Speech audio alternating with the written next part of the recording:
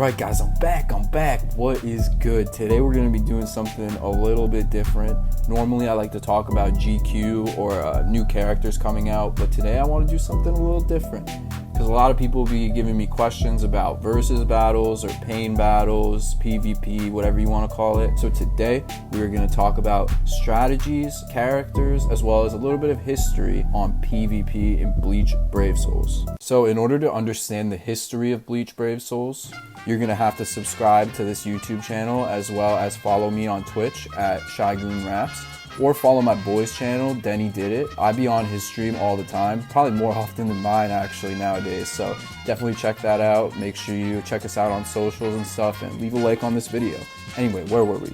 In order to actually understand the history of PvP in Bleach Brave Souls, you have to break it up into two sections, before and after Jugrim. And if you don't get what that means, it's okay, I'm gonna explain it to you. Basically, before Jugrim, there wasn't really as much of a meta. Before the power creep, PvP units were just units that had a spotter, a captain killer, flurry, or some kind of tankiness like TLA Chad, Weekend, Ichibe, Machine Society, Riruka, and people even used frenzy units with chappies and other crazy stuff that you would probably never see today. That all changed when Jugrim came out. End of the month, 1,000 Year Blood War, July 2020 I think it was, K-Lab releases the first true PvP character with Jugrim. He had this one very OP ability, Brave Battle Invincibility, making him invincible for the first 10 seconds of every single Brave Battle. This means that no matter who you went against, you were basically guaranteed a win, even with low Transcendence, because you were just simply invincible and there was nothing anyone could do about it. So unless you just got lucky and pulled the character, you were screwed. This was an insane meta switch for the game. Basically, you had to have Jugrim and two other characters on the side that were really strong, or else you had no chance in Brave Battles anymore. This meta stuck until the next character came out, which was Can't Fear Your Own World Tsukishima, February 2021. Almost an entire year after Jugrim's initial release, Can't Fear Your Own World Tsuki drops with Brave Battle Invincibility, making him the second character with the skill, and now the meta shifted again to Jugrim plus Tsuki plus an OP character on the side. While this was good for players that missed out on Jugrim and gave them the opportunity to compete in Brave Battles,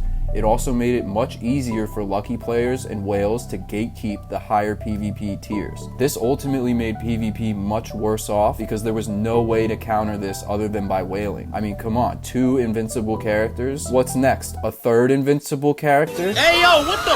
A few months later, July 2021, end of month, K-Lab does it again with Safui Yamamoto. Double status ailments, Brave Battle Invincibility, as well as a new skill, Ignore Brave Battle Invincibility, making Yamamoto the new king of PvP. This was the nail in the coffin for a lot of people, completing the Triforce of the PvP characters. Without Yamamoto and at least Tsukishima, there was absolutely no point in trying PvP if you're trying to climb or something like that, unless you're a whale, of course. So far, as of the making of this video, K-Lab completely stopped making invincibility units because they realized what they'd done. It was terrible. In order to balance the scales, K-Lab releases premium units like Arena Stark, Yami, and Moe to give free-to-play players a chance at PvP. While this kinda helped, it didn't change much in terms of the whale problem, because at the end of the day, these whales already have max transcended characters with OP skills on them you can't really beat unless you are also a whale. So after Arena Moe drops, K-Lab releases Safui Kenpachi with Captain Killer, Flurry +2, Ignore Brave Battle Invincibility, and Prevent Last Ditch Survival, making him the new king of PvP. He is also the first unit with Brave Battle counters since Jugrim. And take note, he does not have Brave Battle Invincibility. So this was a complete shift for K-Lab. They haven't done something like this literally ever. It was really cool to finally see a balanced PvP character. He's really good, but at the same time, he has exploitable weaknesses, which makes it fair for players who simply can't whale for Kenpachi. 4 months after Kenpachi's release, end of the month, April 2022, Safui Kuryoshiki is released with Flurry +2, a new half stamina mechanic that gives damage reduction and damage, putting him at the absolute top over Safui Kenpachi. Shortly after, K-Lab drops Oko to the premium pool as a nerfed version of Kuryoshiki. He also has the counter ability that Jugrim got. With these new meta-defining characters, PvP became somewhat tolerable again because people can actually play it now without expecting to insta-lose. 1 month after Oko, in June, end of the month 2022, 1,000 Year Blood War banners return with Yuha,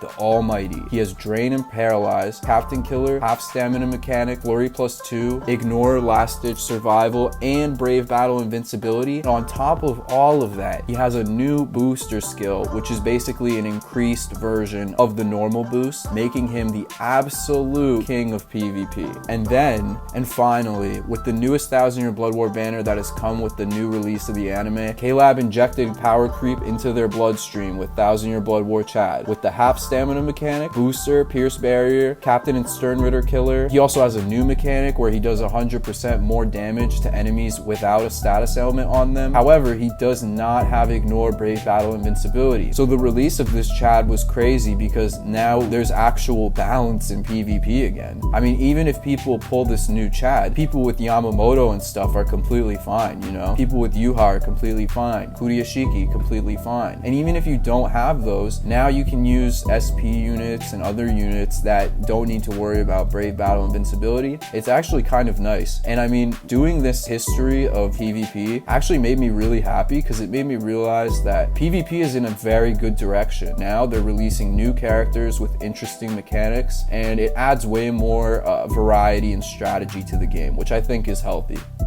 Alright, so now that we're done with all the boring shit, let's get into the real meat and potatoes of this video. When you're building your team in PvP, you're going to want to pretty much only use PvP characters. That means if you have Jugrum, if you have Tsukishima, if you have Yamamoto, Kuriyashiki, Yuha, whatever, you're going to want to use them. It sounds stupid, but I'm just saying it now, okay? If you don't have any of these characters and you need to find someone else to use, well then look for these skills here. Flurry, Bruiser, Poise, Last Ditch Survival, Prevent Last Ditch Survival, Pierce and Start Barrier, and of course Brave Battle Invincibility and Ignore Brave Battle Invincibility. I'm not really going to get too detailed into what other characters you should use because everyone's account is very different. I'm just going to say look for these skills here and try it out. In terms of building your characters, right, you're going to want to look at my accessory guide for sure, which will be linked below. Generally speaking, since you're going to be using NAD characters, you're going to want to use Golden Chappie, Hollow Bait, or you might want to go for a more tanky build, perhaps using stamina items. It really depends on what characters you have as well as, you know, what accessories you have. If you don't have a Golden Chappie, it's not the end of the world. You could just build the character more tanky. I would just say look at your box, see what you have. You know, obviously you want more damage because more damage means you're going to kill the other guy faster, but you know, it might actually be worthwhile to invest in a tanky build, right? Let's say you have a character 5 out of 5, they're gonna have hella stamina. You can give them 3-star stamina to give them even more, and then you slap on a damage reduction link. You're gonna be tanking everything. Even if they're stacking way more damage than you could still beat them because you just simply have more of a life bar.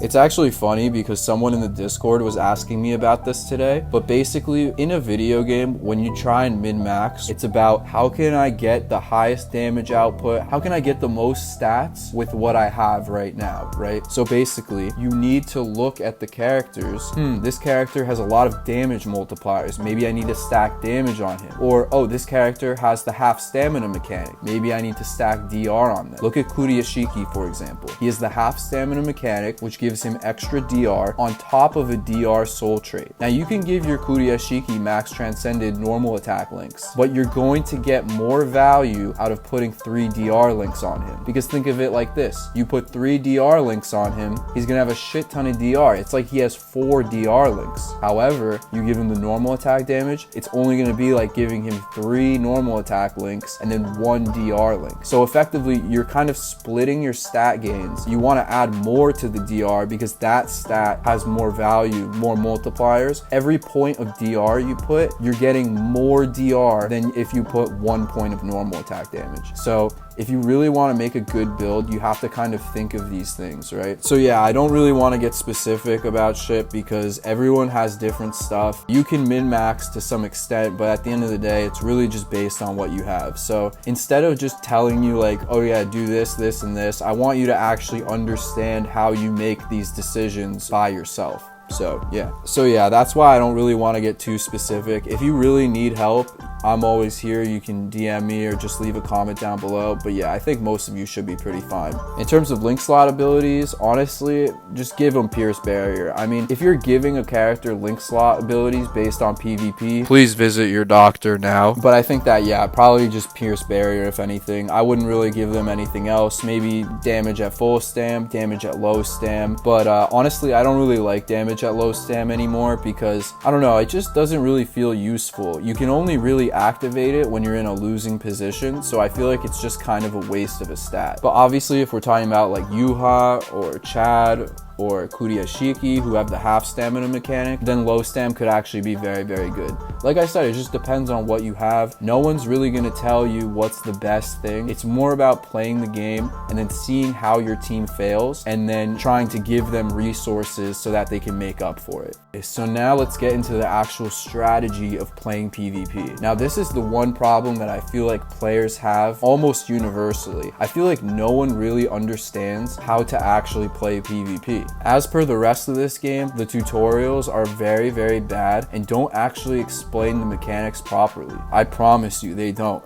I mean, why the f do you think I'm doing this? I'm not doing this because it's fun. I'm doing it because no one knows what the hell they're doing. Most of you are pretty familiar with how PvP works, but I want to get into the more specific stuff about it because I feel like most, even veteran players, have no idea how this works. So I figured I might as well explain it here. Basically, for every win, you get 400 flat points.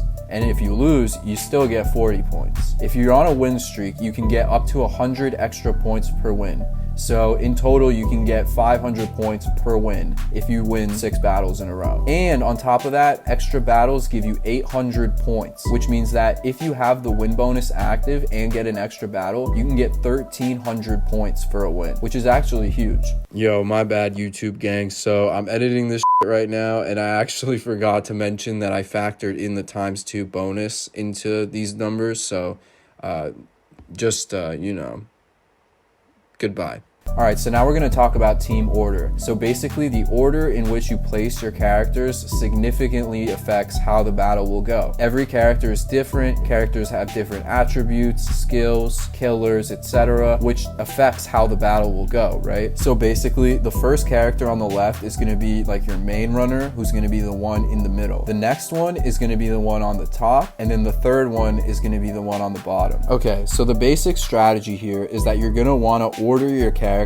in a way that they face advantageous battles. Look at the enemy's team, and then based on what the enemy has, you want to order your characters in the most advantageous way. For example, if the enemy team has Safui Kenpachi in the bottom lane, I'm going to probably not want to put my Safui Yamamoto there because I know that Safui Kenpachi counters my Yamamoto. So instead, I'm going to put Safui Yamamoto at the top lane so he stays away from the Kenpachi. Doing so makes sure that my Yamamoto doesn't get one shot, right? Oh yeah, and before I forget, make sure you always keep your team strategy on special because that's the one that's going to make you prioritize the soul bomb, which is really going to help you out in tough fights. It also gives you plus 30% focus, which is actually really fucking good. So yeah, definitely use that. All right, so now that we've gone over almost everything in PvP, you're probably sitting at home asking, JA, what else do I need to know? You explained everything so perfectly well. I literally have no questions.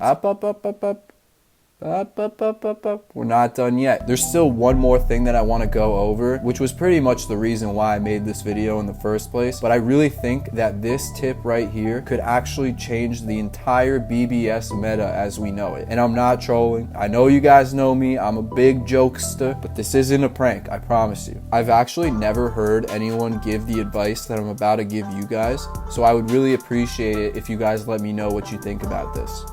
Okay, so I want to ask you a question, and if you're a veteran player, I really want to ask you because I'm curious to see if people know. How many Brave Battle tickets are you given by the game per day without expending monetary resources or orbs or whatever? how many tickets does the game actually give you? If we look at the inventory, right, we hold 5 tickets in our inventory. It recharges 1 per every 2 hours, and you get 5 per day from the daily orders, right? So effectively, let's say you wake up, you have 5 tickets in your box, you clear all 5 tickets, you do your dailies, you get another 5, you clear all 5 tickets, you've used 10 tickets, right? The game for free gives you 10 tickets because you wake up, your shit's recharged, then you do your dailies, you get another 5, right? Then if you want to go even further, you'd have to wait 2 hours at least for your tickets to recharge. And keep in mind, we're not spending orbs here. This is just tickets, right? No orb, boys. You're gonna have probably at most, right, 15 brave battles per day, because 1 recharge every 2 hours. You know,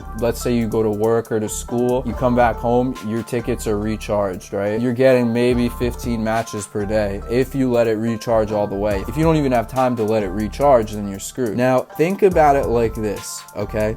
What if you just didn't play PvP? What if you did your daily orders every single day, you didn't collect the 5 orbs from the daily orders because you didn't play PvP, but you're still playing the game, you're still collecting PvP tickets every single day? This is actually what I did for about almost 3 months, and I did the math on it, and basically for every month that you save PvP tickets, it's about 150 tickets that will end up in your box. And keep in mind, you have to log in, you have to do the dailies, you just can't do the daily for PvP, right? Orders has a couple PvP quests in there. So if you want the 5 orbs, you gotta play. But if you save, like I did for 3 months, you're gonna have hundreds and hundreds of tickets. And what this means is that you can play exactly as many battles as you need to play in order to rank up. This significantly, and when I say this, I mean it, significantly changes the way you play PvP. Now you don't even need to really work on your characters, because the whole shit is based on score. You don't actually have to have a good ratio, like a win-loss ratio. You don't have to have a win streak. You literally just have to click battle more times than the other people. And this is why people can't get into the higher ranks, because they don't have enough tickets, right? The whales, they spend orbs on tickets. How are you supposed to compete with that? The answer is that you chill for a month, 2 months. You don't have to do it for 3 like I did. You could do it for 1 month. You chill, you save your tickets, and have a base so that you can go into PvP, play 50 battles in a row because you don't give a shit. And that way you can actually rank up when you want to rank up. Of course, you're going to be missing out from the 5 orbs from your daily orders, but I promise you that you will not regret this. I did it for 3 months, right? I didn't get 5 orbs every day for 3 months. But you know something? I came back to PvP with 500 tickets, and now I never have to spend 1 orb on PvP ever again. And I think that's hella worth it, especially if you're going to play this game for a while. For a little sacrifice, even veteran players would value this, because now instead of just plateauing at 3rd seat because, oh, I don't want to spend orbs, they can just keep blowing tickets and stay up in head captain. And I think it's crazy because, like, if more people did this, if more players had a larger wealth of PvP tickets, then the overall competition for PvP increases as well. Basically, if more players have more tickets, more players will play more battles, which means more players have higher scores. And then more players have to compete for higher scores to stay on top. So I think that really would actually make a difference in PvP, because most people don't give a shit, right? They just log in, do the couple battles to get their daily orders, and they don't care, right? And then it gets time for extreme co-op, and what do? I don't have enough tickets, I have to spend orbs, Why are you spending orbs? Just take a month off. It doesn't matter, especially if you're a veteran player. You can take a month off of PvP. No one's gonna care if there's a 10 next to your name. No one's gonna care if you don't have editing brushes. Who cares? And I literally have never heard anyone give this advice, so please let me know if I'm like stealing someone's idea or anything. But yeah, just save your tickets, king. Save that. Especially if you're a new player that doesn't really have any PvP characters, I super suggest you try this strategy, because if you don't even have PvP characters, then you're kind of just wasting effort. It's much more worthwhile to start when you're ready, T20 your characters, max transcend them, give them what they need before you start, and you save, you're chilling. You're literally bing chilling. And with that, I think that's it. I think we're good. So thank you guys for joining me on this journey. I learned a lot while making this video, so I hope you guys did as well, and I hope you enjoyed it, of course. I'm gonna go take a nap or some drink some water or something.